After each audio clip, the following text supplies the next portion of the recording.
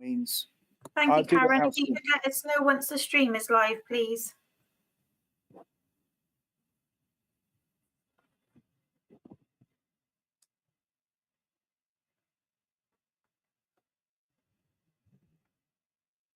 Stream is live. Thank you. Okay, so prior to the commencement of the Business Committee, I read out the following statement. May I remind everyone present that this meeting is being live streamed as well as recorded via the internet, and this recording archived for future viewing. If a participant wishes to speak, can they please raise their hand? And in this case, the hand function is a button on the left-hand side of the screen by the permission to speak button, which is donated either when it's pressed, it presses red. Okay. This will put you in the speaker queue accordingly.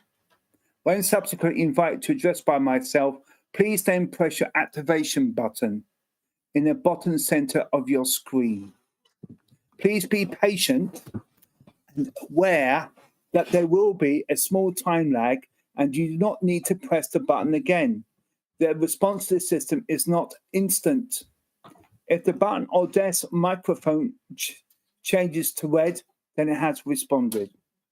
If a participant raises their hand via the remote function and is not subsequently invited to address by myself, please could they turn their camera on to indicate or place a message in the chat function. When invited to address by myself, please call to all participants to ensure that their microphone and camera is on to ensure they can be seen and heard when actually participating. If it's not possible for any reason, please need attention to myself and the Democratic Services Officer, which is in this case Amy Redmond, as soon as possible. Once you are participated, please remember to turn your activation button off as to not to delay our participants from coming onto screen and to avoid any background noise or feedback when other participants are speaking. Please ensure that all debate is raised verbally and not via the chat function for the sake of the recording.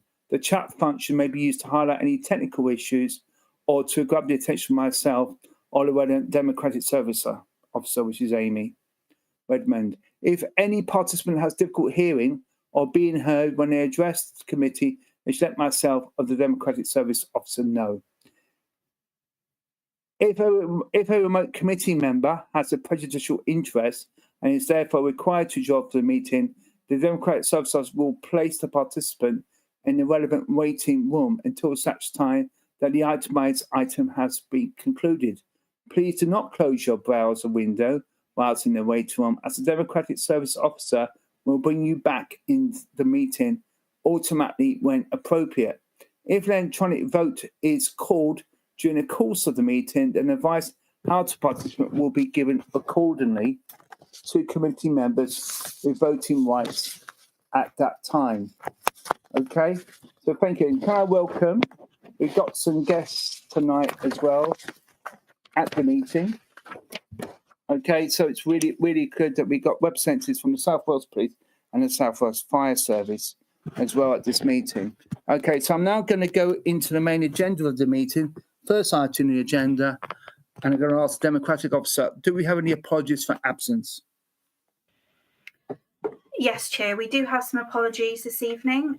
From elected members, you have apologies from Councillor Hanks, the Chair of the committee. You also have apologies received from Councillors Gilligan and Lynch-Wilson. From the Town and Community Council representatives, apologies are received from Councillor Cuddy for Penarth Town Council. However, the Town Council is represented this evening via the substitute, Mr Richard Cox. Apologies also received from Colwinston Community Council from Councillor Morris and Hadley. Also apologies from Llandock Community Council from Mrs Carriott. However, Llandock Community Council is represented via the substitute this evening, Dr Misra. And also apologies received from Welsh St Donat's Community Council from Councillor A Thomas. Thank you, Chair. Thank you very much. Before I go into the main body, I've got a chairman's announcement.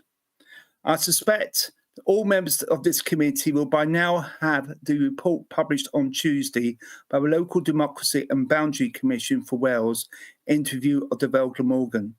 Given the timescales, it's clearly not been possible to bring a report to this committee. The papers were produced and circulated well in advance of the publication of the boundary report. I do note the Vale Council will be reporting the matter to the Vale Full Council meeting on 29th of April, and the Chief Executive assures me that one of the recommendations will be that all clerks have sight of that report. I'm also aware that there will be significant interest in this matter, so what I propose is that we seek to hold a special meeting in this committee as soon as possible so that all members can have the opportunity to consider and debate it. I am mindful that any additional representation should be submitted by no later than 6 weeks from Tuesday, that's Tuesday last, the publication report, and hence time is of the essence. So what I will do is to encourage any town and community council that wishes to make additional representation do so directly to Welsh Government, as the matter is now in the hands of the relevant minister, which is the Cabinet Secretary for Housing, Local Government and Planning. I hope this helps and gives you sufficient warning to its representation to Welsh Government and of the intention to hold a special meeting. Okay, so I'm now going to go on to the next item on the agenda, which is the minutes of the meeting held on the 18th of January. Are you happy for me to sign them on behalf of the chair? Do you have any indications? Anyone supporting that? Yeah, Councillor Rhiannon Birch. Happy to support. Thank you very much. Okay, I don't have anyone dissenting, so we're happy to move that. Do we have any declarations of interest? I can't see any. That's fine. All right, we now move to the verbal update of the South Wales Police Service. Thank you. And that's Inspector Gareth. Chair. Thank you. Thank you, Chair. Noswaith pawb. Good evening, everyone. I hope I'm coming through okay. I did check with Amy earlier, so great. Okay. So I did my comms check earlier. Right. I'm just going to go through some updates for the panel here about incidents that have taken place and some good news stories from officers working out of Barry and the Vale. And I'll go through them individually. There's been an arrest of a gentleman by the name of Tom Price. A lot of good work done by the Lambwick Major neighbourhood policing team there, and where they've worked in partnership with the Vale Glamorgan Regulatory Services. This individual has a criminal behaviour order previously granted by the court, banning him from the arrangements of keeping horses. And this individual has been caught in company, shall we say, in a small holding just across there from the Vale in the Coity area, where he's been seen and evidence to be in charge of 16 horses. He's been arrested and he's currently on bail to Cardiff Magistrates Court on the 20th of April of this year. And he's likely to receive a custodial sentence for the breach of his criminal behaviour order. This is not the first time that he's breached. He has been to prison previously for the breach of this order. So again, it's good work that's been done, particularly by one of my star players, Stuart Elson, who works out of Lambwick Major Police Station.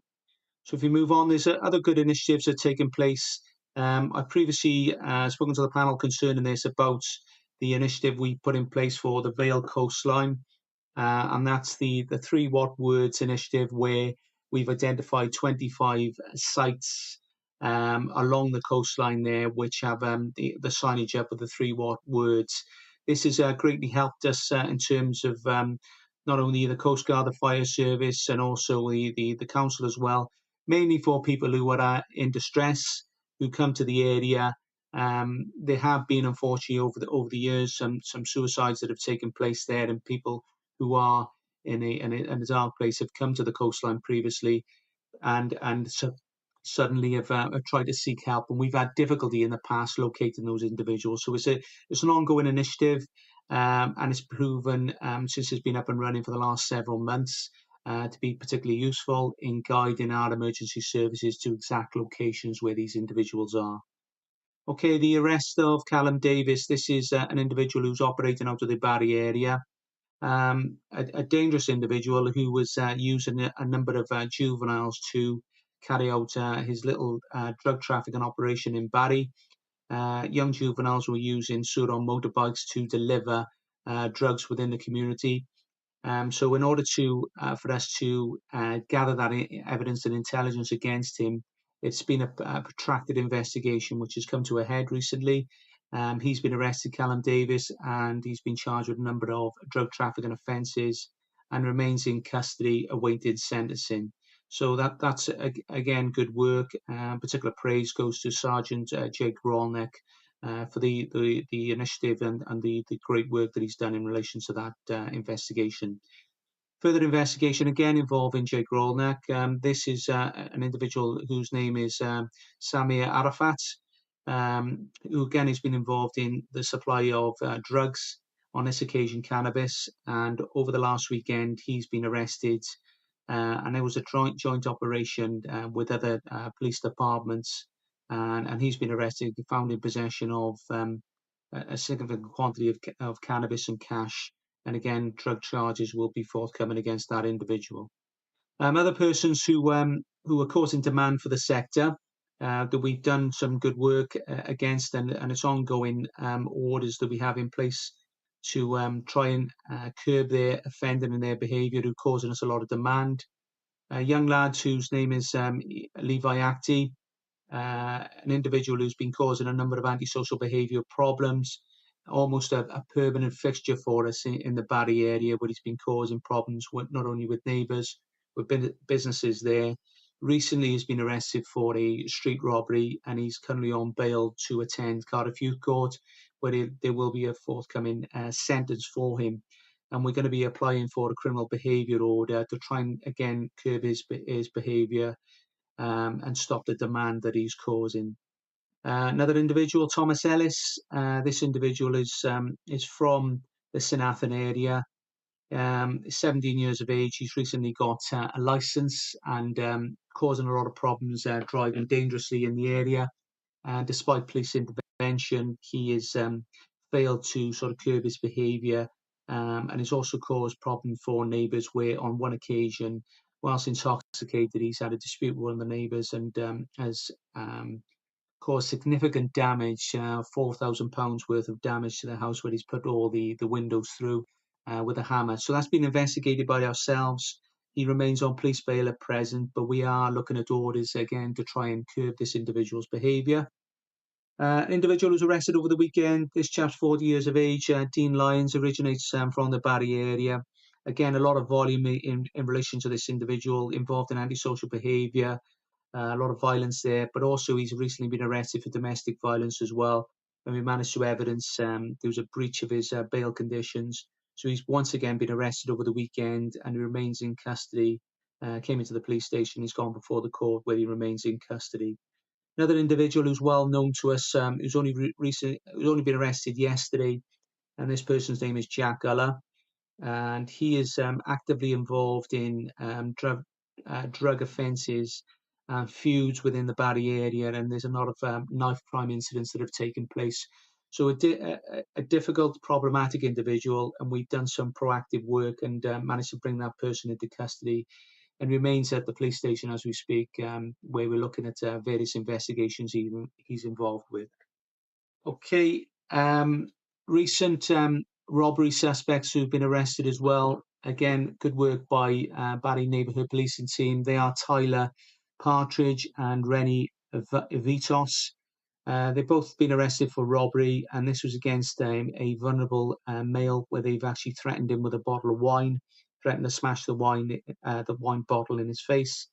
A vulnerable individual, where unfortunately he managed, under their persuasion, he gave his bank card and his PIN number, and they went to the nearest cash point and withdrew all the money from his bank account. So a protracted investigation, but he eventually found the culprits, and both persons have come into custody. Tyler Partridge has been charged with robbery, whilst Rennie remains on police bail at the moment, but Tyler Partridge remains in custody in relation to that.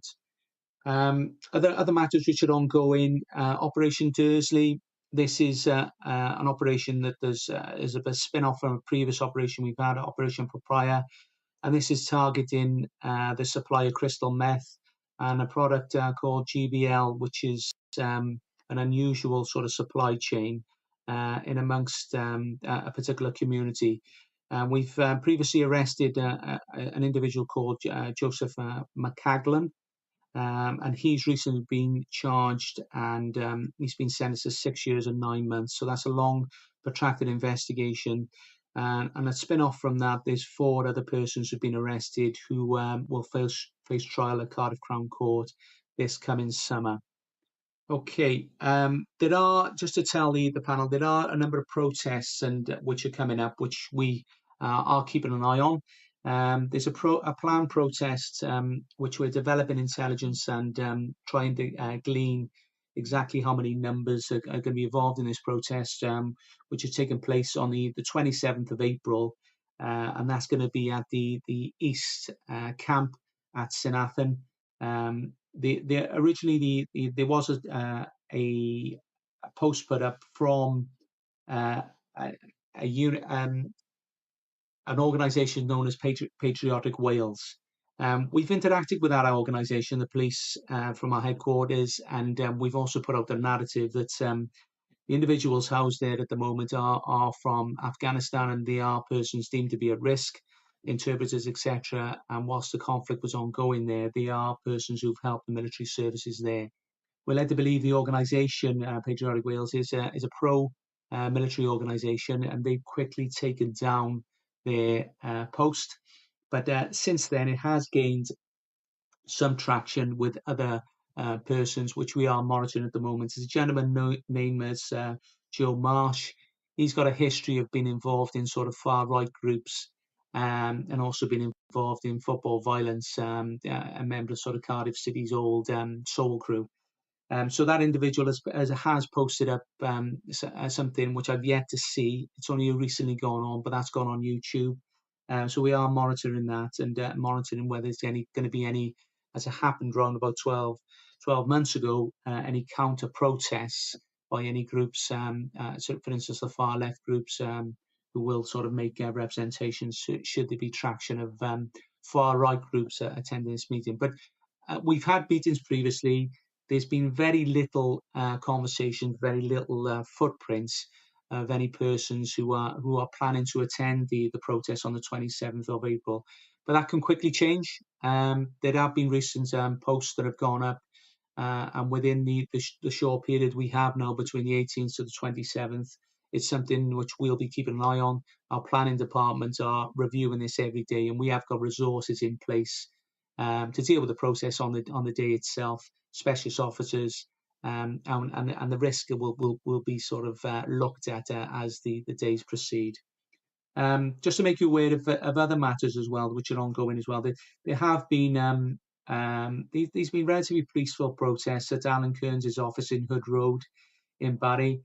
They've taken place every Thursday, and they've been quite low level, where there's only about 12 persons who normally attend these protests there, and it's generally well behaved, and there's been no animosity there at all. However, overnight recently there has been some graffiti outside the office, which we're investigating. There is painting which has gone outside Alan Kearns' office, which has said the words "Help Stop Genocide." We're not treating that as a particular hate crime or anything at the moment, but it's obviously something related to the government stance and the ongoing political landscape, shall we say, that's taking place in Gaza and the conflict there at present. But that's been monitored, and we are in contact with Alan Kearns' office in relation to that. Appreciate that. There's also some of your colleagues may not be here this evening. There's also a meeting taking place at 7 o'clock this evening. Again, that's about the East Camp and the potential protests going to take place on the 27th, and generally just informing the community about what's going on in the camp there and the numbers who are being housed there from the Afghanistan communities. So my superintendent, Mark Atwell, is attending that meeting. Obviously, I can't attend because I'm here with yourselves, but there also will be other officers from the neighbourhood policing team in Lambeth as well who will attend the meeting there. So that's all from me. I'm welcome to take any questions from the panel. Thank you. Yeah, by all means, any questions from any member? And thank you very much for that presentation. And Councillor Anne Asprey. Waiting for you, Councillor Anne Asprey. Do you want to speak now? Sorry, I've got to put the mic on. Right. I'm a councillor for Janus Powys, and we have a particular area where vandalism takes place on a regular basis, and it's costing our community council a lot of money. There is a camera covering some of this area, but there seems to be a problem accessing the footage. So I was wondering really if you know the process in the community council accessing the footage to find out who is doing the vandalising, or could you give us advice on anything we can do to prevent vandalism in one particular area? It's a playground, actually. Thank you. The playground itself, where is the playground? It's not an area that I covered, and we've covered this previously. My colleague, Gabby Biddle, she's in charge of that sector. I appreciate that we often work together, and it's only across the border.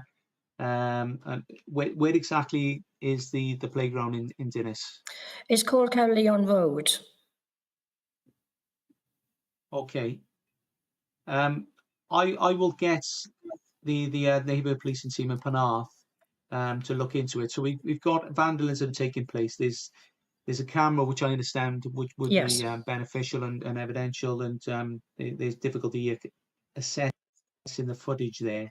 So it's an update as to what's ongoing and what has taken place there. So if I get a message to the neighbourhood policing team, then I'll make sure they make contact with you. Thank you, that'd be great. Thank you.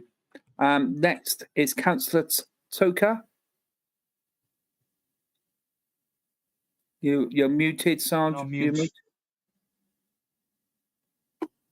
Sorry. It's just a quick one. My chair of our community council has asked to bring up that we haven't had a PCO attend a community council meeting for at least the last 3 months. Right, community council meeting at where, sorry? St Athan. St Athan, He sends in regular, he sends in a short report, but we haven't actually had him attend a meeting for about 3 months. Okay, that's something I'll look into, and I'll make sure that we are visible there. We have PCSOs attending the meeting this evening. Concerning the site at St Athan, that's taking place at the Gathering Community Centre. Yeah, it's just around the corner from my house. I would have liked to have done both. Yeah, but Richard Mills, sorry, he'll be attending there as one of the PCSOs this evening, and also Superintendent Mark Atwell is going to the meeting this evening. But yeah, I take that on board. The last 3 months then that no one's been attended at St Athan, so I'll make sure that there's representation there in the near future. Thank you. Thank you. And the next one is Councillor Steph Bonner. Thank you, Chair. Same question as St Athan. I'm representing Llanfire, which is St Hilary and St Mary Church in Llandoff. I don't think we've had Stephen attend a meeting for about 6 months. We do get a monthly report. I imagine by everything that you've said, with all the activity that's going on and numbers spread so sort of sparsely, is it likely that we're not really going to get regular attendance from PCSOs, because our meeting's obviously in the evening and they've already probably done a full day's shift? Yeah, but I can't promise we can attend every meeting. The Vale is obviously a large area, and obviously there's a lot of satellite meetings that go on as well, and we can't commit to actually absolutely every meeting. But I take the point, certainly at St Athan, if there hasn't been anyone there for the last 3 months, then we need to sort of be tied in with yourselves, and it's not always the case we can attend, but certainly make us aware of the meetings as well, I would say, and put them on the spot beforehand. The Sergeant Chris Thomas over in Llantwit, where the neighbourhood policing team operate out of the Vale and cover a whole of the Vale. He's particularly good of allocating PCSOs to attend these meetings. And if they're not available, when we have got capacity, police officers can attend as well. So again, I'll make them aware. Thank you. And just one other point, with everything you've said about the potential for protests in St Athan, I know we saw in the last 12 months some great work by colleagues in Lantwit where the community all came out and they created Love Lantwit when there was threats of the similar sort of protests with the housing going in at Eagleswell Road. So I don't know whether it's something to consider getting everyone in the community behind dissipating potential violence. Yeah, I think so. There's a lot of good work that goes on by our police community officers, particularly in Lambwood as well, because they are local to the area, where of Eagleswell Road and the potential of Ukrainians being housed there in the near future, sometime into the summer. We haven't got a precise date as of yet, but yes, it's something which we'll engage with the community. We attend the meetings there and make sure that we get the community involved and let them have a voice and a say. And also, again, the projects we do with the schools, with other organisations within the community as well is hugely important to making sure the community, we're working in partnership with the community, definitely. But I'll take that on board, yes. Thanks. Okay, thank you. Councillor Ian Perry next. Hi, good evening. Good evening. Couple of things here this evening. It was interesting to hear about one of my residents at the start of the meeting. We've had a bit of a crime spree in St Nicholas and Bombleston. We're not normally known for quite a high level of crime, but it's been occurring. What has also become quite apparent is there is an awful lot of unreported crime in my ward, particularly in St Nicholas and Bombleston, but also, I assume, in other parts of my ward and other parts of the Vale of Glamorgan. So as well as the plants that got stolen being reported, I'm aware of pots and ornaments that have been stolen but not reported, a bit of hedging that got stolen, not reported, spades and garden forks stolen but not reported, a wheelbarrow stolen, not reported, and even a parcel box stolen and not reported. So there's quite a lot of crime, which is relatively low level, that's occurring here that's not been reported. And I'm just wondering how we can get these crimes reported. What is the barrier to people reporting the crime, and what are the consequences when crime isn't reported? What I would say in relation to that, there are difficulties, and it's not sort of unique to the Vale. There are difficulties when the sort of lower level crimes do occur. If persons within any communities, I think, well, I'm not going to call the police over that. I don't think it's worth it, particularly sort of garden furniture, etc. But what I would encourage the persons to do, we have and we encourage all the community to sign up to South Wales Listeners. And that is a site we're using at the moment. It's just to tell us if they don't want to report the crime, but to tell us it's happening. Tell us, what the issues are, what's going on, to make us aware of it, and therefore we can sort of consider our patrols, consider where these crimes are taking place, and therefore we have better knowledge of that. So again, it's not always the case that when persons report this, they think, well, I'll have to support a prosecution, but that's not always the case. And it's sort of educating the public and just making sure the public, they report it to ourselves. Again, we're trying to push South Wales Listeners as a new initiative, which we're getting people to sign up on, and therefore they can tell us what's happening in their area, and there are particular officers allocated to their area who will interact with them and make us aware of what's going on. And then we can put resources in there. It's not always the case we can get resources there straight away because there's other crimes going on. But it's something, if we got a spree of a particular problem, then there's something we can look at and put resources and CCTV, etc., put into the community and try and find out who the culprits are. So again, it's reporting to us not only by yourself, Mr. Parry, it's getting the community. And we do interact with the community, getting the community to tell us via, because they can't always get through on 101. There is that social media site. Get them to sign up to South Wales Listeners and report what's going on, and we'll have that interaction with them and we'll investigate. Thank you. All right. Next person is Councillor Samantha Campbell. I just quickly say something very quickly. No, I think I think you've had, what are you going to say, Councillor Perry? Yeah, well, as a chair of a community council, I would like to say thank you for informing us about South Wales Listens, and perhaps the community council can put it on a newsletter, and I'll look it up online, because I know that the one-on-one site, the police site, isn't user friendly. So we'll have a quick look at that. And kind of related to this is we have problems with rogue traders, particularly in St Nicholas and Bonvilston, and threats to residents who then find that the work is shoddy. We have contractors working till 9 o'clock on a Saturday evening, making a lot of noise, disturbing people, and it's sort of partially shared regulatory services, but also partially the police. And we've seen people physically threatened as well as verbally threatened. And I'm just wondering if more can be done regarding these rogue tradespeople and their driveways and cleaning. Is that going to be Councillor Perry before Inspector Gareth Charles speaks? Will that be your final point on this matter? Because we've got a long agenda tonight, and we've got other people who want to speak on to Inspector Gareth Charles, and I know his time is valuable as well. Yeah, and my residents are thousands of pounds out of pocket, so that's quite valuable as well. So if we get an answer, can we move on, Councillor Perry, please? Right, Councillor Charles, if you could answer that, I'd much appreciated. Yeah, sure. Yeah, in relation to rogue traders, it's something we take very seriously. I've, from my days on the CID, I've arrested a number of people who would have been involved in this type of crime and prosecuted them.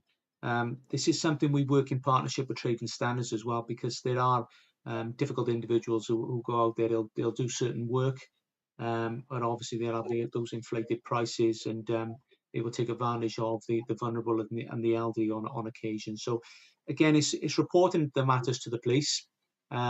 If there is ongoing risk at that time, get on the 39s if it's deemed to be that bad. If someone's being threatened and they're demanding money, then ring the 39s, and the police will attend straight away as they're obliged to. In relation to reporting, again, you South Wales listeners, you can get through on the 101. However, I appreciate it's not on occasions user friendly. I totally accept that, and we are trying to look at other ways of means of interacting with the public and trying to get further information from the public. But it is something we take very seriously. It's something we work in partnership with Trade and Standards to try and get the grips of rogue traders. And there are some people who will just turn up and demand and give a quote and just demand money and won't do anything at all. And those persons are the persons we're keen to target and prosecute, which I've done before. So if you don't have any joy, get hold of myself at Barry Police Station, and I'll look into it for you. Because one thing I don't like is people who are targeted elderly and vulnerable persons, something we take very seriously. So if there's any problems, you deem if you haven't had an appropriate service, get in contact with me and I'll see what I can do. Yeah, and if there's any advice you can circulate around town and community councils, I'm sure we're not the only town or community council that'd be grateful to be able to pass that advice on to our residents. I mean, I've had one who's lost 750. Councillor Perry, I think you've had enough now. All right, finished. Now moving on to Councillor Campbell. Councillor Samantha Campbell, please now. Thank you. Thanks, Chair. Hi, Gareth. Roos doesn't have a community council. So a point that I've raised previously in this committee meeting is the potential to have a report monthly from South Wales Police. And I was told that South Wales Police didn't actually offer this service. So would it be, now hearing that other councillors have that, would we be able to potentially have that as councillors in Roos? Because I do have a great relationship with South Wales Police, and I can talk to them. I do talk to them quite regularly in Llantuit, but just having that report monthly of what's going on, especially if we don't have the community council, would be good for us councillors.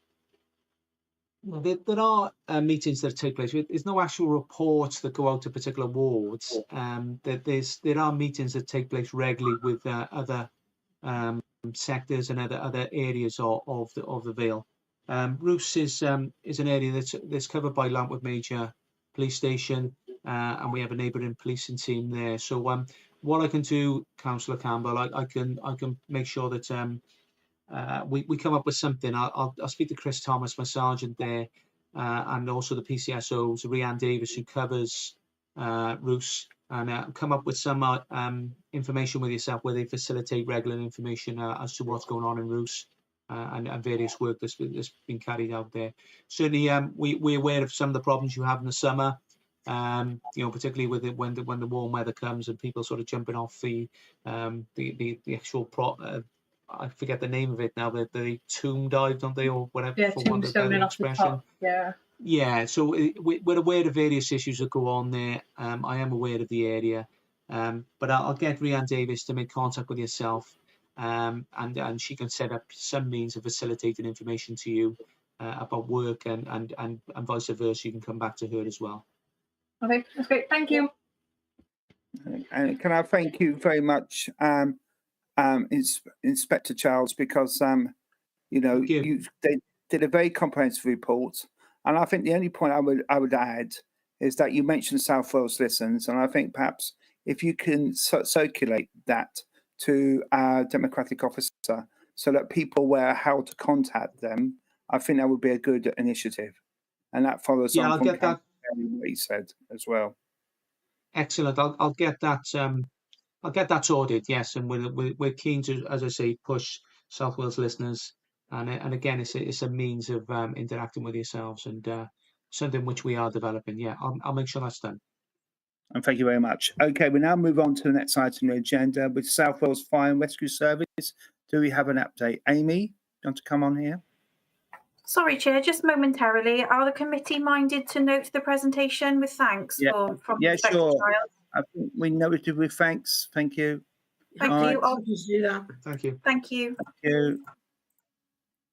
All right, we now move on to the next item on the agenda, which is the number 5, South Wales Fire and Rescue Service verbal update.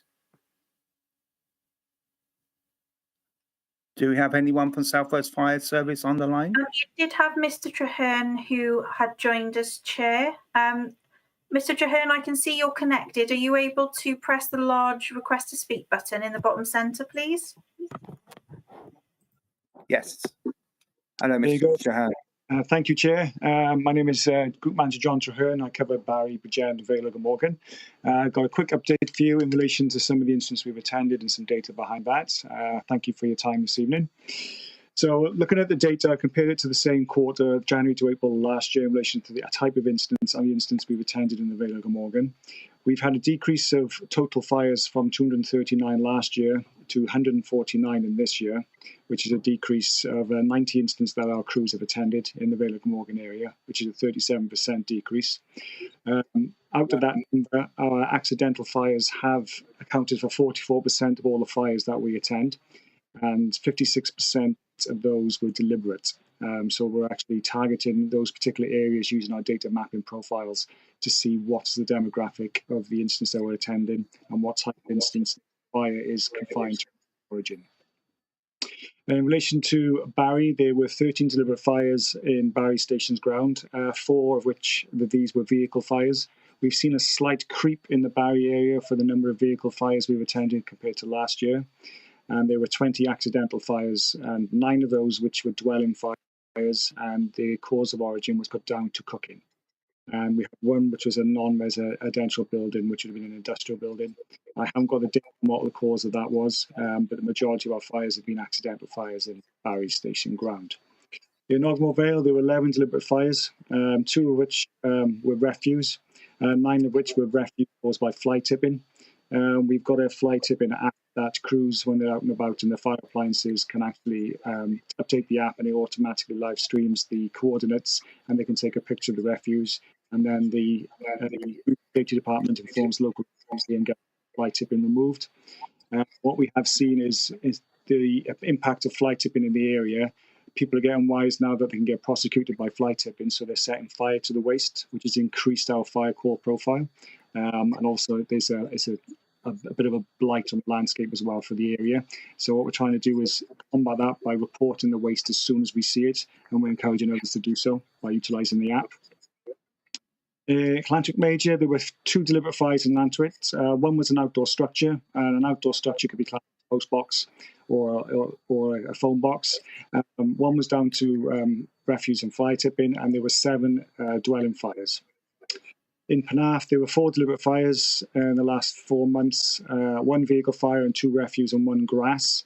And there were 5 accidental fires. I'd come on wildfires and grass fires. We've had a bit of an ease this year in relation to the Easter break with the children. Usually we have our wildfire season starts in Easter, but we have had a lot of bad weather, so we're predicting we're going to have a bit of a spike in our calls a bit further down on the next half-term break, because we've now got what tends to happen is in the Easter period, we have a state of fires that the low level of inertia in grass is not too high, but because that hasn't happened now, when it comes to the next half-term holidays, we've got double the amount of fire loading, which will increase the size of the fires and the duration of the incidents that we're going to attend. But we've got activities with Natural Resources Wales ongoing, that we cut fire breaks into the land to make our job easier when these fires do occur, and we have got the youth services that we provide to the local schools. And then Cowbridge, there were 3 deliberate fires in Cowbridge, and these were all grass fires, but they were of small of note, and there were 4 accidental fires. Total false alarms in the Vale of Glamorgan area has decreased from January to April, from 410 last year to 439 this year. And a lot of these were down to false alarm due to operators. That could be poor servicing, or it could be something wrong with the actual system itself. They have gone from 277 to 265. And our good intent false alarms have increased from 129 last year to 163. So a good intent false alarm is where somebody believes there's be a fire or an issue, and a lot of the demographic of the elderly residents, they have the care alarms, and sometimes they might pull the care alarm, and if there's no answer, they put it through the fire service as a good intent false alarm because there could be a fire in the property. So we're getting an increase in that volume of calls as well. Special service calls, we've had 15 incidents in relation to special services in comparison to 64 the same period last year. Most of these calls are making vehicles and scenes safe for road traffic collisions. And our other special service calls have decreased from 224 to 218. And these have been broken down to assist in other agencies. Affecting entry, we're likely to increase with our affected entry profile as the police have instigated the Right Care, Right Person initiative, where they're now not going to some of the instances where they used to go to, so some of that workload is going to fall to the fire service. We've had 10 calls to assist Welsh Ambulance Service Trust in relation to the bariatric casualties, and that could be removal or assisting them and getting them to hospital, or if they've had a slip, trip or fall in their property and they're unable to self-rescue. And there have been 4 water rescues this last period, which is the same as last year. But we are doing a water awareness safety because we've had more water fatalities in the last 12 months than we've had fire fatalities. So we're getting very much into raising awareness in relation to the dangers of water. Someone mentioned tombstoning earlier. Vote to Live campaign, and we've got the whole water shock education package as well. I'm pleased to say there have been no attacks on crews in the last quarter. And that is pretty much my update for the last January to April. If I welcome any questions that come in. Thank you very much, and thank you very much for your presentation, John. That was terrific, and you just realise how much work the fire service do, and how different your service is. People think you just only go to fires, but in fact you do a much more than that. So, has any members got any questions at all? Can't see anybody indicating. If that is the case, can I thank you very much for your presentation? And I move that we note your report with thanks. Thank you. Thank you for your time, Chair. Thank you very much. Thank you, John. All right, we're now moving on to the next item on the agenda, which I think we've got Carl Phillips, I understand, presenting on local transport. That's correct, Chair. Just before we move on, may I have a seconder for that move with thanks, please? Absolutely. Could someone second that formally? Happy to second. Thank you, Councillor Birch. Thank you. Thank you. All right, you now move on to the next item, which is local transport provision. Over to Carl Phillips. Thank you, Chair. Can you hear me okay? Yes, we can. Yeah, brilliant. I am just going to try and share a presentation. Tell me if you can see it. Yeah, Amy, it's slightly distorted, isn't it, the voice? Yes, Chair. I was just going to ask Kyle if he wouldn't mind, if at all possible, would you mind taking the background effect off? It I'll try might help with the quality coming through from you. There's also a bit of feedback as well, I noticed as well. Yes, Chair, I sent you a chat message. I just wondered whether your microphone was on, because we were having a little bit of reverb earlier. Quite happy to do that. Yeah, if you're obviously more than welcome to stay on screen, but maybe your microphone off might help. Kyle, we did see that your screen share did start to go then. I'm guessing you came out of it to do your background and now you're trying again. Yeah, it's not up yet, Chair. It's not up currently. So my colleague Karen in the chamber, if you've pressed the screen share request, I can see waiting for source now.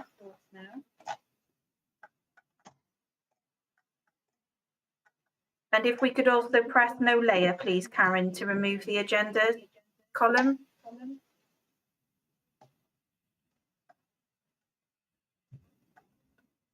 So it's waiting for sharing source currently, Kyle. So I think it's asking you to select the source. Okay.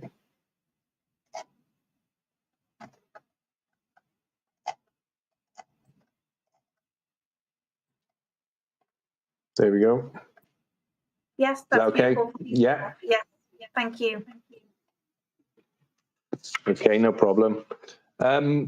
I know that there was previously a request from Penarth Town Council to look at public transport in Penarth, but due to the uncertain nature of the bus network at the time, it wasn't felt that it was appropriate to give that presentation. But we've had a lot of work going on in the bus industry over the past year or so. So I'm going to present a report on bus services in the Vale of Glamorgan, past, present and future.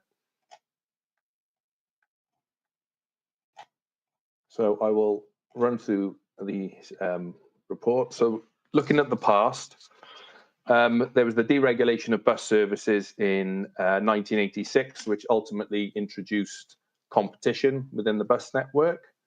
As a local authority, we were still able to look at socially necessary bus services or bus services where there weren't any, and we could try and fill that gap. We had previously provided financial support for these bus services. We also had a council budget at that time, £470,000 and £380,000 roughly, which was our figures just pre to the COVID pandemic. And during that time, we also used Section 106 funding to fund some services, and primarily our Green Links community transport service. The bus services previously funded were Service 7, Monday to Friday daytime, 88, the same, Monday to Saturday daytime, 94 in the evenings, 96 in the evenings, the 100 on a Sunday, 303 in its entirety, the 304 Monday to Saturday, just in the evenings, the 305, which was formerly the 89 A and B, Monday to Saturday daytime, the 320 service and the 321 service in their entirety, the B3 service Monday to Saturday daytime, and the X2 Monday to Saturday evenings and Sundays and bank holidays. Unfortunately, as the COVID pandemic spread, we did see a drop off in bus passengers and bus services, where they were just running to get key workers to work. So Welsh Government introduced the bus emergency scheme, which basically topped up the operator's fare box so that when we got through the pandemic, bus services would still be around. After time and bus services and patronage not getting back quite where it needed to be, Welsh Government introduced the Bus Transition Fund, which was not as favourable as the bus emergency scheme funding. So there was a chance that a lot of bus services could be cut at that point. We were potentially, and before we look at what actual could have happened, we actually lost service 88, 97 and 97A and the B1 and B2 at that time. Having worked with the operators and with the South East Wales region as part of the Cardiff Capital region, we were made aware by operators that potentially we'd be looking at cuts to services 7, 93, 100, 303, 304, 305, 320, 321, B1, B2, B3 and X2 in the Vale alone, which was in line with what we'd be seeing in other local authorities as well. So there was going to be a massive reduction in the bus network. So moving on to the present situation. Like I said earlier, we've been working with our South East Wales Region Authority partners, and what we agreed to do, all the services that we knew were potential of being cut and lost, we would tender all those services, which we have done. We've now got the new bus network grant funding, which was announced by Welsh Government. And following on from getting that funding, we're in the process of awarding contracts for services 88, 93, 100, 303, 304, 305, 320, 321, B1, B2, B3, and the X2. The key thing to note there, I've said a lot of the same services that I mentioned previously. However, service 93, 304, B1 and B2 and X2, we are now financially supporting in their entirety, whereas previously it was just evenings and weekends. So yes, a lot less commercial services than there were previously. We've retained some what we call de minimis contracts on some services like 1994 and 96. We've still got Welsh Government funding the 905 link from Cardiff Airport to Roos Rail Station. Service 7, which was a service that ran through Penarth and Cardiff, was actually tendered by Cardiff Council. And we are aware that there's some missing links that they didn't tender. So we're looking at that with them and the operator to try and get those reintroduced. Service 93S was similar. That's Grangetown to St Cyries. That was tendered by Cardiff Council. We did manage to reinstate the Service 88, even though it wasn't running at the time. And we've also got some additionality with B1, B2, and 93, where we've got same level of service on Saturdays now, which we didn't have previously. But putting into context, the only commercial services we actually have now in the Vale of Glamorgan are the 92, 94, 94B, 95, and 96. With regards to the additional funding that we've had to have to keep the bus network as it is, or as it was, there was a £39 million pot made available by Welsh Government, and we were successful in getting £2.01 million of that pot to keep the services we've got today. To put that into some context, it's not the greatest of maps, this one, but if you can make out that green line with the white inner, that would be how the bus network would look without that additional 2.01 million. And if I move on then, that is how the bus network looks with that 2.01 million. So there's links that weren't there between Lantwit and Barry. We've obviously got the up through from Lantwit up to Cowbridge up to Ystrad Owen and further afield. So yeah, that £2 million has made a heck of a difference to the bus coverage across the board. With regard to the future, Welsh Government have recently set out their roadmap for bus services, which ultimately is looking at deregulation or re-regulation of bus services. So we're almost going back in time. Welsh Government wants to make bus services easier to use, accessible, responsive, seamless, faster, provide better value for money, and greener. A few of those things we're already working on. We've got e-displays throughout the Vale of Glamorgan, which will pretty soon have real-time information on. We're working with Transport for Wales on that. And ultimately, it's looking at a franchising scheme, which will hopefully give us better services across the board. The only problem we have at the moment is the timeline is looking at 2026, 2028. And at the moment, as I mentioned, that £2 million funding, we've only got that at the moment until March 2025, and we're not certain if we'll have further funding, if we'll have more funding, and what's going to happen in the future. So yes, that is where we are on the current state of play with bus services at the moment. And I will try and stop sharing this. All right, thank you very much, Carl, and thank you for that presentation. Very much appreciated. I'm now going to ask any member if they want to speak on this matter. Chair, I wondered if Councillor Cox would like to come in at this point as Yes, the if he could CC use rep his- for Penarth. Yeah. Councillor Cox, would you like to come in now?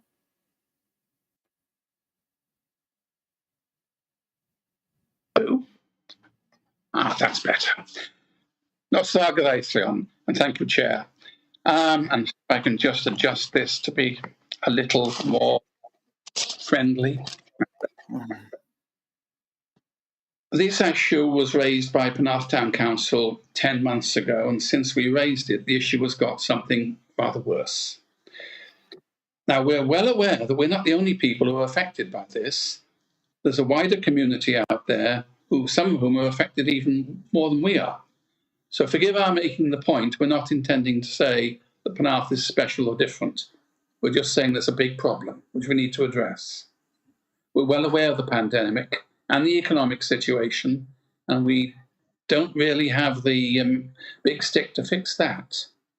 But what I'm trying to tell you tonight is that we need the funds to be used more wisely. And in particular, I would suggest that we need consultation. It's not been there. People have not come to talk to the community. Cardiff Bus do not talk to the community. Penarth Town Council wrote to the Managing Director of Cardiff Bus over a month ago. Still haven't had an answer. And that, I think, is worrying.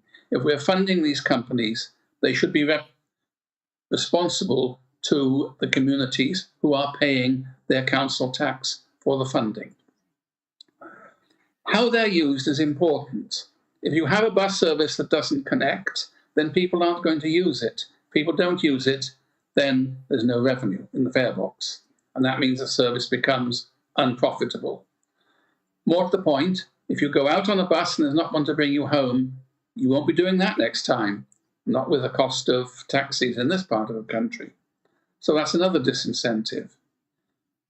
If you can't get a bus on a regular basis, people who may not be able to afford it, they will still get some form of private transport.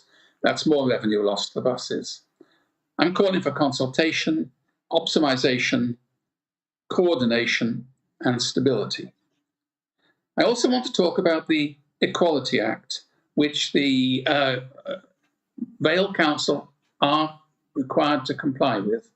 And might I ask, please, if the caption that I provided earlier be displayed? Because on this point, I've got no chance. If you bear with me one moment, Chair. I do have the image that Councillor Cox is referring to. If my colleague Karen could approve the screen share, please.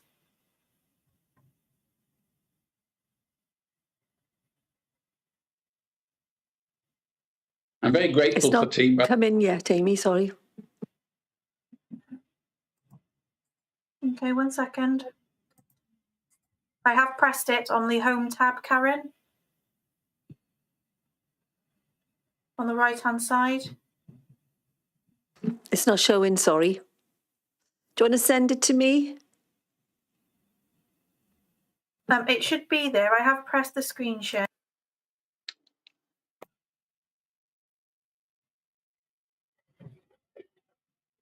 Shall I make a start? It's just come through. Oh, it's gone again. It did come. Yeah, That's okay. It's come through. It's come through now. I got it. That's it. Okay, give me 1 second.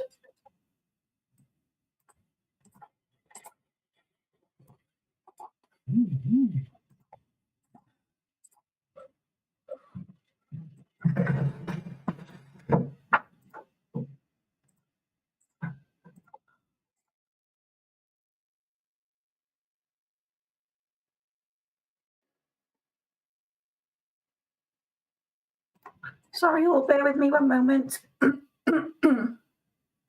Might I at least continue in voice while it's resolved? Yes, if you wish to, Councillor Cox, we'll continue to try to get that up for you now.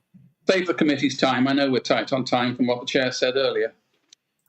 The point about the Equality Act comes in two parts. First of all, obviously, there was a requirement for organisations such as the Vale Council to do an impact assessment before making or allowing changes. But above all, there was a clause which is called the socio-economic duty, which requires the council to ensure that those people who are less off are not disadvantaged compared to others. And the caption you should have in front of you at the moment is a clip from the UK government's leaflet about this, which explains how the socio-economic duty should apply. And it's the government's document, but I could have drafted it because it's exactly the situation we're facing here. When we lost the number 7, we lost the majority of our buses both to Llandoch Hospital and into the bay for shopping. Those people who want to go there are going to have to be using cars. We don't want them to be using cars because obviously that produces parking issues. So what we think, and of course the same applies with Barry Hospital, getting to Barry Hospital is not easy because of the changing and the lack of coordination. But if before these changes were made, somebody had come and spoken to the community and asked about what's going the effect of these changes, it might have been spotted, and we might have spotted that we were about to lose the number 7, which I have a suspicion wasn't understood at the time, which is a great pity. So the council, the community, the bus company, and the health board should all be getting together. There used to be a free service from the bay into Llandoch Hospital funded by the health board. And my understanding is that's gone. And it was there to help with the parking problems at Llandoch Hospital. That service could be reinstated via Penarth. For example, and again, I stress I'm not making the point for Penarth, I'm making the generic point that applies across the Vale. That service could have been reinstated with the costs shared. It would then become affordable and people would have a service they could use typically every half an hour, because there is a limit to how long people will wait for a bus when they're not even sure if it's going to turn up. That service frequency at the moment has dropped to 1 every hour, a total of 8 up during the day, and the first bus getting to Llandoch no earlier than 10:20, which means any early appointments go out of the window. These are the impacts of not considering the results of the changes. And my submission tonight is that, first of all, that particular service should be reinstituted as a matter of urgency. Waiting 6 months to resolve it is going to do a lot of harm. People will be starting to change their habits. They will stick in the habits they've changed too, and quite a lot of future revenue to the bus companies will be lost. And that, of course, will then result in a higher demand for funding from the Vale Council. And to take this forward, what I am proposing, and I hope the committee will support, is the idea of some public meetings at various places in the Vale where residents, the bus company, the health board, and the council can all come together and have an amicable discussion about the problems. Diolch yn fawr pawb. Thank you all very much. Thank you, Councillor Cox, for your contribution. I'm now going to bring in Carl Phillips now to answer that those points. Thank you, Chair. With regard to Service 7, there were issues with that. We agreed across the South East Wales region that we would tender bus services as they were. Cardiff Council tendered Service 7 because it started in Cardiff. Unfortunately, they didn't tender the service as it was. It should have been tendered as it was, and we are in talks with Cardiff Council. We've spoken to the Health Board and Cardiff Bus to try and get that service reintroduced, and I've actually got a meeting next Tuesday to look at how we can do that and how quickly we can get the service back up and running. The issue we have had with consultation on these services is it's just been such a fast-moving piece over the past couple of years with funding, uncertainty about funding, thinking services are going 1 minute, then all of a sudden we're being told there's additional money. So we haven't had that much time to try and arrange a good consultation on bus services. Ultimately, what the end goal through Welsh Government will be the franchising model, and obviously consultation will take place then. However, I am open to undertaking some consultations. We did do a consultation through the Vale Public Opinion Survey, so we've got some information in there on bus services. But by all means, I'm happy to take something forward with additional consultation, which I can discuss with the team. Fine. Any other member wants to say anything on this matter at all? Councillor Perry. Councillor Perry, do you want to say something? Oh, you don't know. Yeah, Councillor Perry? just on the slight delay. Yeah, and I guess I'm sort of very supportive of what Councillor Cox just said. And I think my question would be to Kyle is, what role might town and community councils play to improve the convenience and attractiveness of services, including connectivity, and contribute to an increased use of buses? I don't know if Kyle wouldn't mind answering that question. Fine. Yeah, no problem. I would see the community councils forming part of that stakeholder engagement and forming part of the getting the opinion of what they want to see. It is a little bit tricky, and I know you've discussed this recently about the Culverhouse Cross, the C1, etc. The problem we've got there is the C1 is still a commercial service. The X2 is now a fully supported service. The 96 is still a commercial service. So I suppose the quicker we get to that point where it's a franchise again and we've got more control over those services, the better. So ultimately, once we can do that, we should be able to get that connectivity in. Thanks. And as a stakeholder, could we also perhaps become partners in this rather than consulted towards the end? I know it's all very difficult and it's a change of culture, but perhaps we can be more partners rather than just down the line being informed towards the end of things. Yeah, I agree with that. I guess it's ultimately where this Welsh Government bus reform is going to take us and who's going to be stakeholders. But yeah, I know that community councils do need to be involved in it, yes. Thanks, Kyle. Thank you. And thank you, Councillor Perry, for that. Councillor Campbell? Thank you, Chair. To kind of pick up on one of the points that Councillor Cox raised about communicating with the Chief Exec of Cardiff Bus, I just wanted to ask Kyle, who's kind of answerable at the moment? Because obviously, First Cymru are running the services, but we've paid this, this large subsidy. So who's kind of answerable for the services now in the Vale of Glamorgan? Thank you. That would fall into my team now. The 304, when it was commercial, obviously it fell under, well, what was Adventure Travel when they ran the service, because it was a private service in essence. But now it's a fully contracted service. It comes under my team, and we manage it just like we would any other contracted school, public transport or school transport. Okay, thank you. Thank you. Councillor Jeanette Shaw next. Councillor Shaw, do you want to press the main button in the middle next to the permission to speak? Yes. Yeah, sorry. Yeah, Landau Community Council. Apologies, Kyle, for my inattention, but I didn't see the network along outside Penareel Terrace, which is the 321. I wonder if you could just clarify that point for me. Apologies, I should have been looking more closely.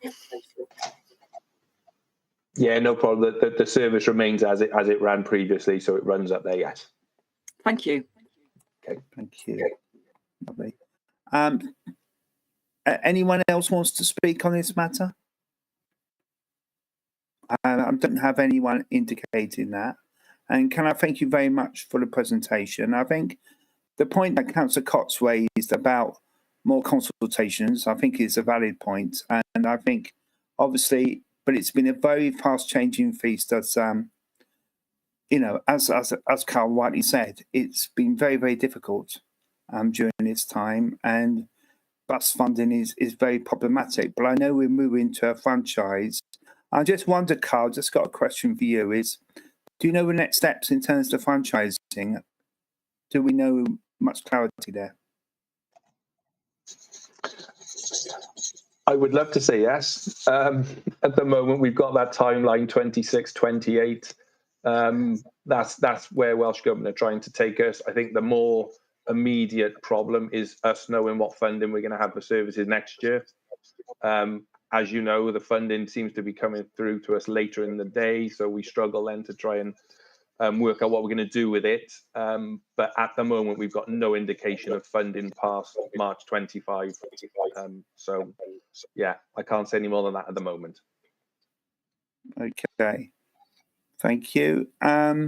Does anyone want to, from the Vale members, does anyone want to make a recommendation? I'm asking the Vale members here. Councillor Campbell? Hi, Chair.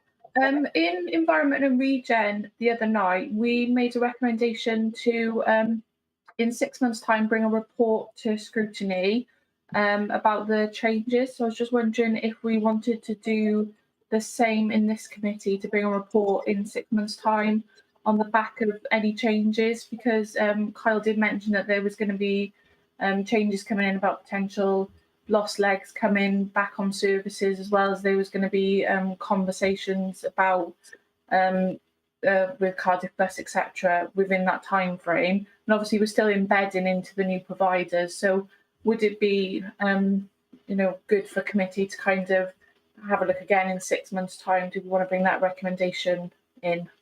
Okay, I'm going to bring Amy on that to see if that's technically feasible.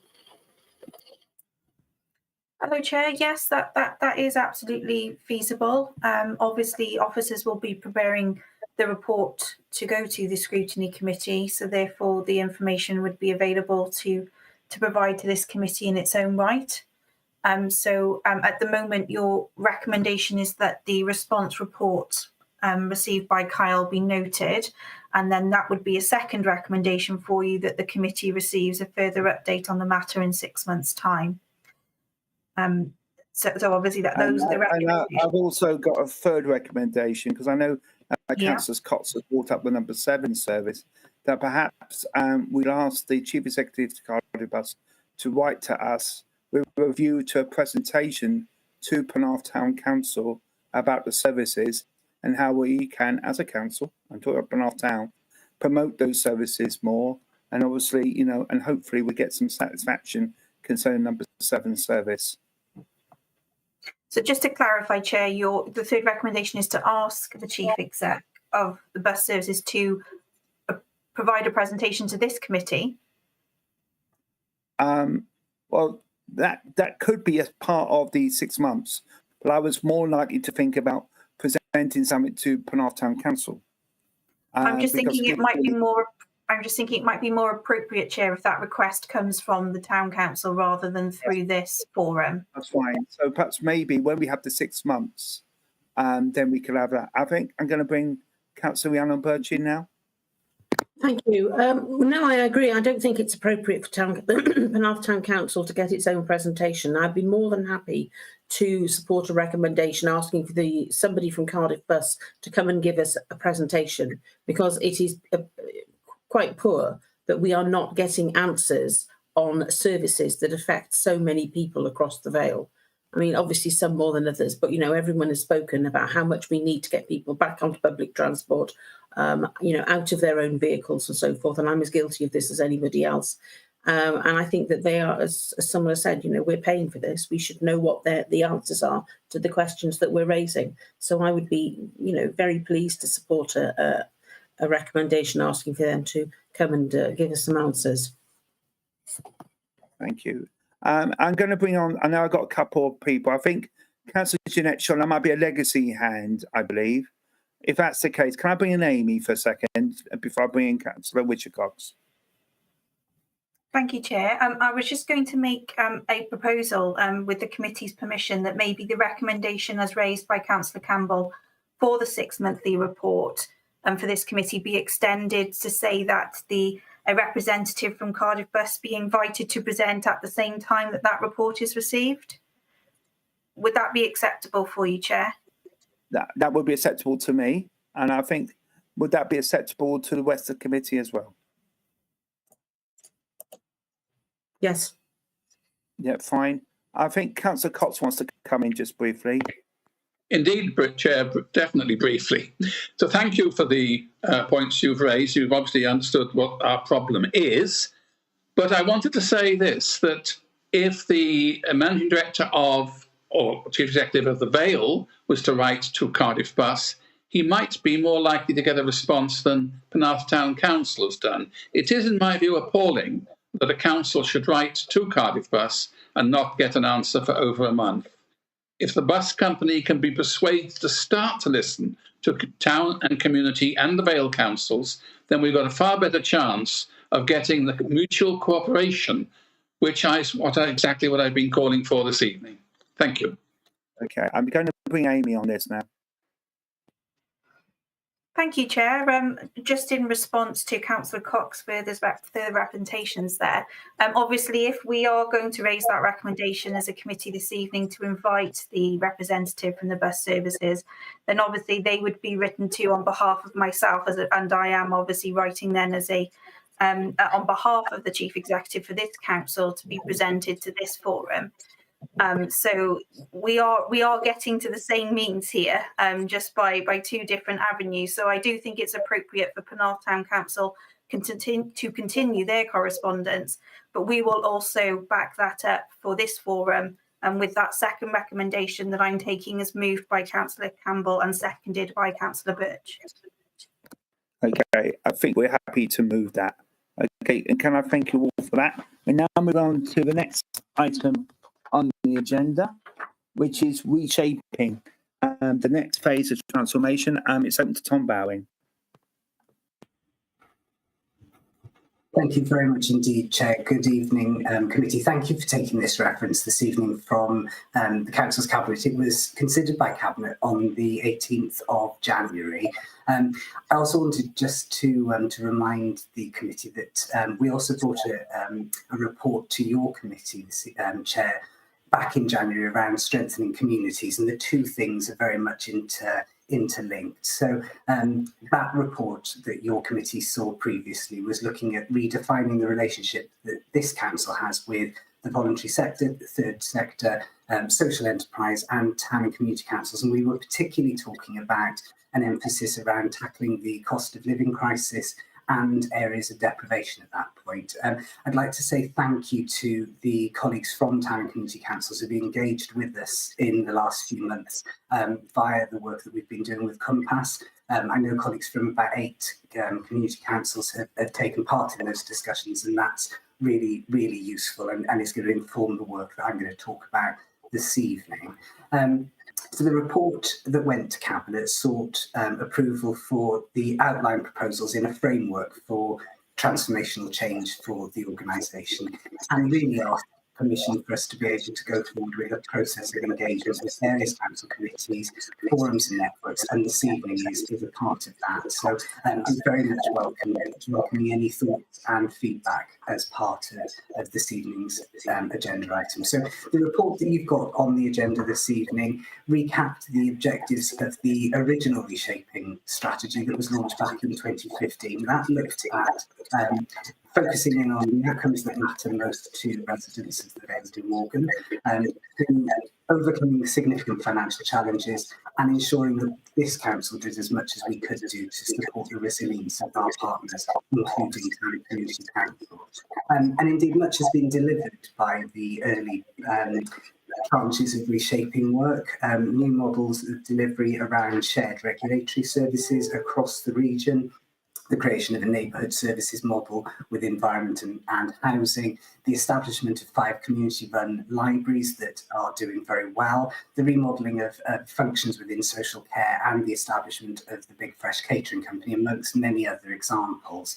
And against the backdrop of significant financial challenge in the 10 years from 2010 to 2021, about £59 million has been saved and has helped the council to mitigate the impacts of austerity. And the report talks about the refreshed programme of reshaping that happened after the pandemic. And I think it's really important that we recognise and reflect on the lessons that we learned during the pandemic, especially relating to work directly within our communities.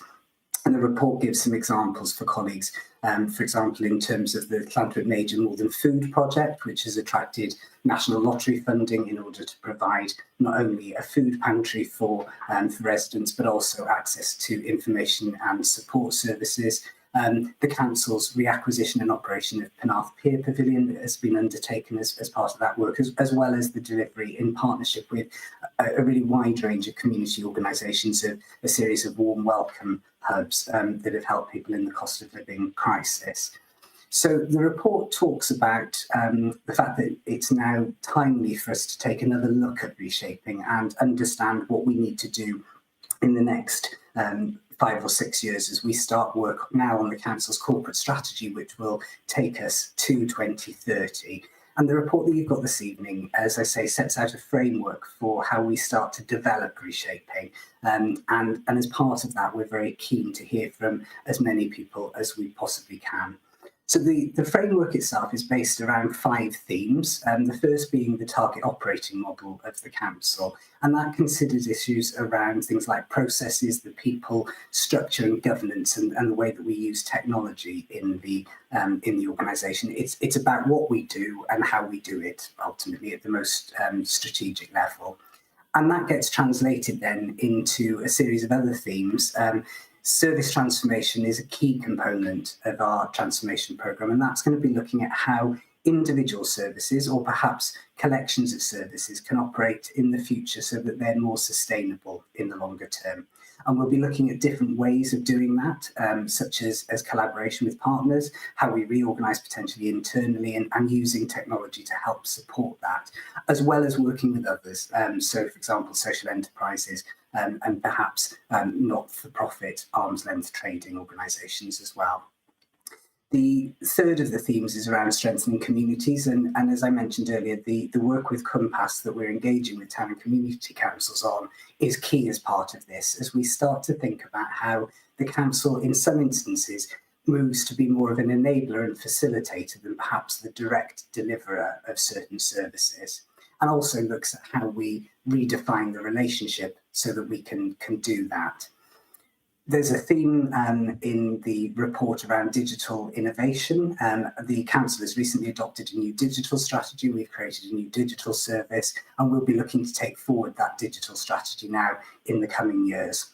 And then finally, Chair, the fifth of the themes is around economic resilience, and that brings in the council's role in supporting the economic resilience of the Vale, how we level up and ensure that a place-based approach is effective in creating sustainable communities and good jobs.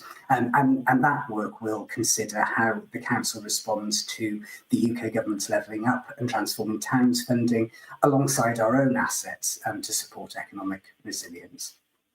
So the report gives some early ideas that have been formulated around the portfolio, if you like, of transformation. And it's being done at the same time, as I mentioned, as we are going to be developing our new corporate plan. And it's being designed that we do it in parallel so that we understand how we need to change the organisation in order that by the time that we reach the end of the next strategy, that those are the steps that we take in order to deliver on our commitments. So there are some examples in the report that you've got before you this evening, committee, around the target operating model, looking at how we simplify and streamline processes, how we use our own physical estate, and how we seek to reduce duplication, build capacity and share skills across our teams and also outside of the organisation, as well as the importance around engaging and communicating with residents and other stakeholders as we go through a period of quite significant change. The report also highlights some examples of potential service transformation. I thought it would be useful perhaps to highlight some of the ones that are most pertinent to your committee's remit, Chair. So talking about alternative models of operation for certain community-based assets, such as playing fields, single-use sports facilities, and community centres, for example. And that's because we're increasingly seeing that the council in the Vale of Glamorgan's budget demands that are being placed within social care and within education, and hence other budgets, such as those for parks and other more visible services, are facing disproportionate levels of budget reduction, which means that we must be more innovative in how we provide certain services, in particular those that are non-statutory or perhaps where the main impact of those services would be on very localised areas within the Vale. And consistent with the programme, we will continue to liaise with town and community councils, and I want to re-emphasise the open call to have that dialogue with town and community councils to look at the potential for how we can work together in order to sustain services that perhaps otherwise may simply not be affordable in the future. The third of the themes in terms of examples around strengthening communities, I've mentioned the work with Compass and the work that is being undertaken within that project will be brought back to your committee chair in due course for further consideration. And I know that colleagues have been engaging in that discussion really proactively. And again, I'd like to say thank you for that, because it's really important that we get that relationship right and that we codify it in a charter that works for both town and community councils and for the local authority. The report does highlight some other examples that might be of interest to your committee's members this evening. So we talk about the work that's underway around community-focused schools within the Pencoitra Learning Cluster, looking really at how we can work with the school as council departments and also with other stakeholders in the public sector to support children and families in some of the most deprived areas within Wales. And that links with the work that the Public Services Board is doing within that area as well, looking at improving the life chances of residents.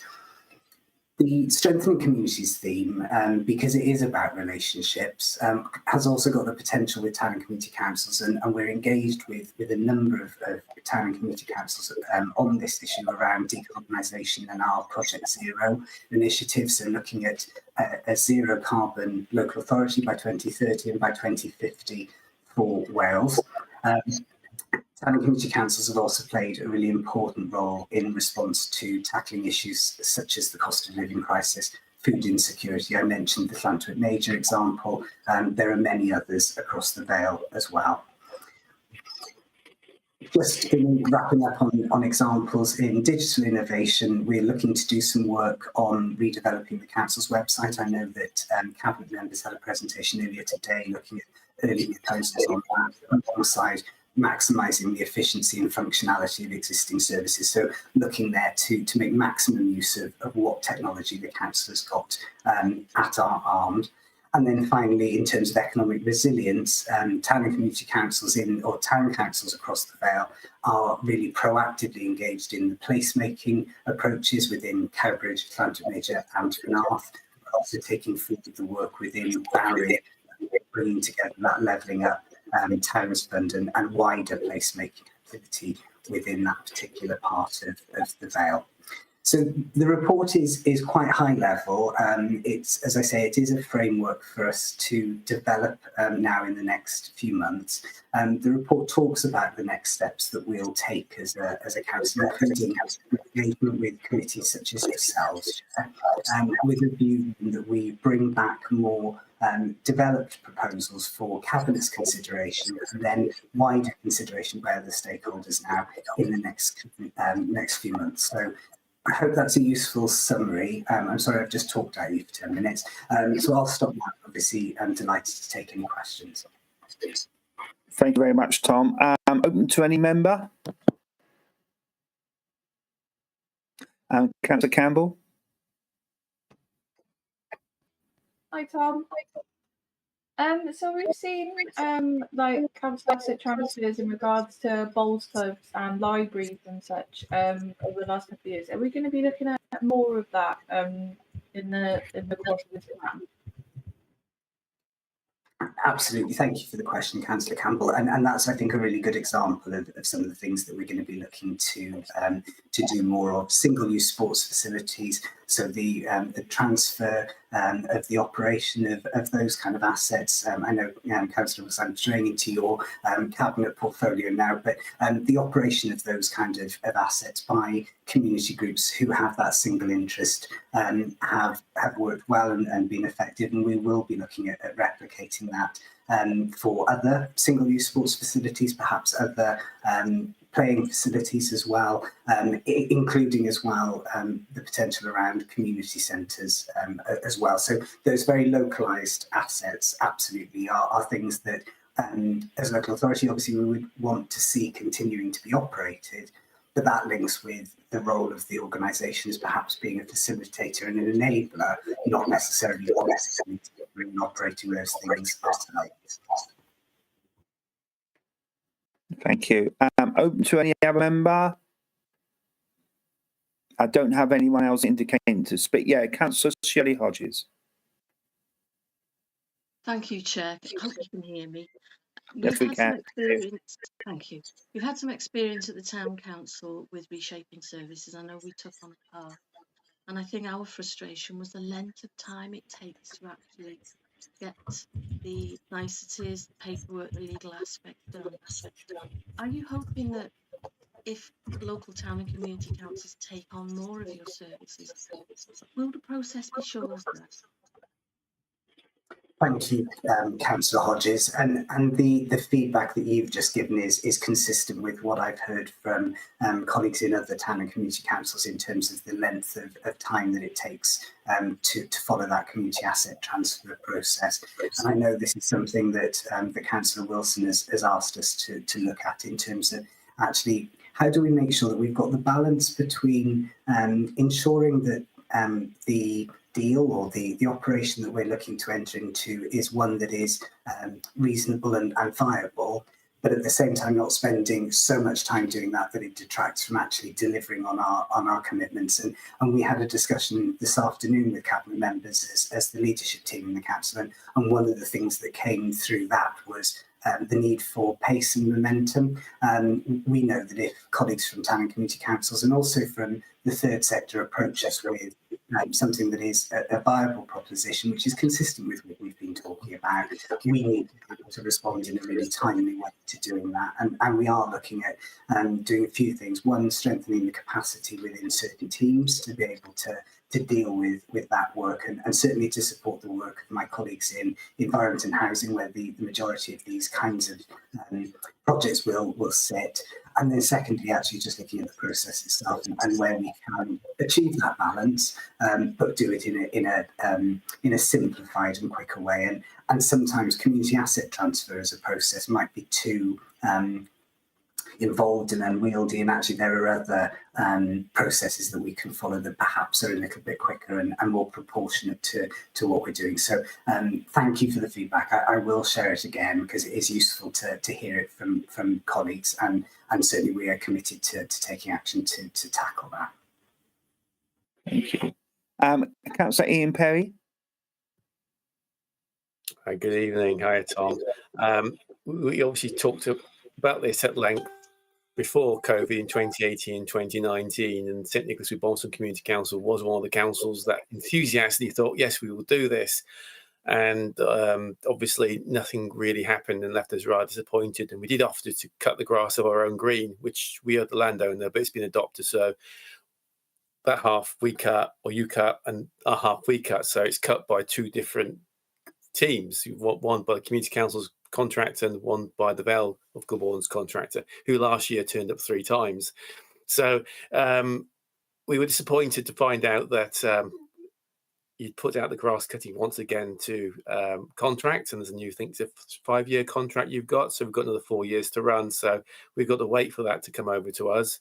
And we might know the exact length, but that's what happened. So we were never given the opportunity to bid to cut our own grass on our own village green. So I can see slowly things are happening, but is there somebody who can really push this along and actually make it happen? Because there's obviously different parts of the organisation moving at different speeds. And if a town and community council wants to move in one area, but in the Vale Council, they're a little bit more reluctant to allow town and community councils to have more involvement in that particular area, perhaps there's somebody within the organisation, perhaps yourself, that can really push these things forward, that town and community councils can get more involved and deliver more services or, local improvements. Tom, if you want to answer that, and I will answer afterwards if you haven't raised the point that Councillor Perry's made. Okay, thank you, Councillor Wilson, and thank you, Councillor Perry, for the question and the reflections as well. I suppose a couple of things from me. when we were discussing these kind of issues pre-pandemic, I know there was the discussion around, okay, so what's the council in the Vale going to stop, and therefore what do town and community councils need to take on? And at that point, we were trying very hard to say, well, actually, we want this to be a relationship of equals where you come to us with examples and we'll be able to talk to you on your terms. And I think it is fair to say now that the financial situation that the Vale Council faces changes the way that conversation will be had, because we are now facing difficult decisions that will inevitably lead to decreases in certain areas of council activity. So I think we're in a better position to be able to talk with town and community councils about the level of services that we're going to be in a position to provide, and therefore that gives town and community councils a better and stronger indication of the kinds of things that they might want to consider working either collaboratively or to supplement, or indeed to step in and deliver as well. I think on the flip side of that, it is useful to reflect that we haven't been in a position of having to make significant cuts to those services to date. The programme has delivered savings in other ways, which has meant that up until this point we've been in a position to be able to protect those services to an extent, albeit I know that there have been reductions in some instances. In terms of moving this forward at pace, certainly I'm working very closely with the strategic leadership team. We spent all afternoon this afternoon running through the programme with Cabinet to talk about actually how do we collectively as a team make sure that we deliver on this, and that we have some consistency in our approach, and that's some of the importance to me of the work that Compass are doing and engaging with yourselves in town and community council, so that we understand the best way to approach these discussions. And I'm not trying to get out of being the person who's singly responsible for making stuff happen, because I think it is important that we see reshaping as a change programme that all of our colleagues get behind and deliver. And I think that's the most effective way of making sure that we deliver on the commitments that we're looking to come forward with.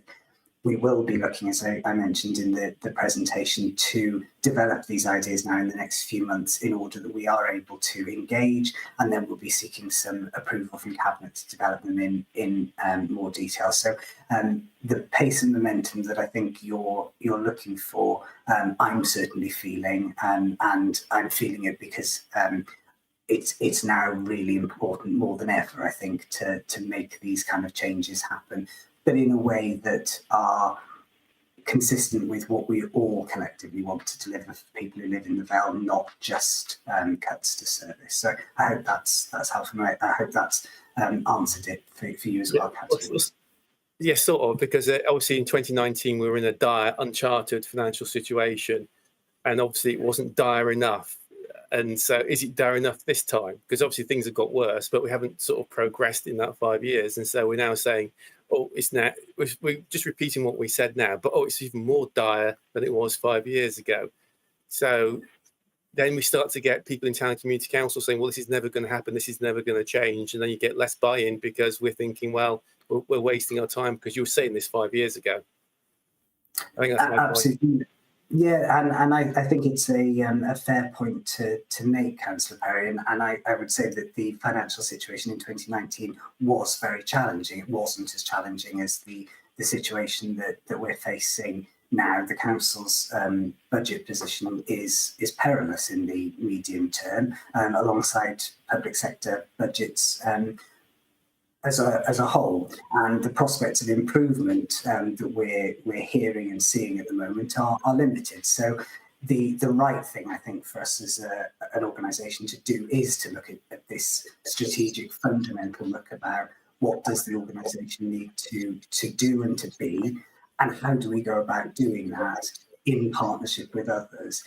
So there's a definite commitment to want to do these things at this stage. And yes, looking at the budget predictions, as you know, I know as a you see as well, they are at a stage now where, yes, I think they are significant enough for us to need to make some of these changes happen, and for them to happen in the really short term. So the next couple of years, this stuff needs to happen, because otherwise it just pushes us into the territory of having to make service reduction or cuts.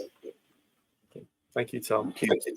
And can I just come back to you, Councillor Ian Perry, on the point you made about grass cutting?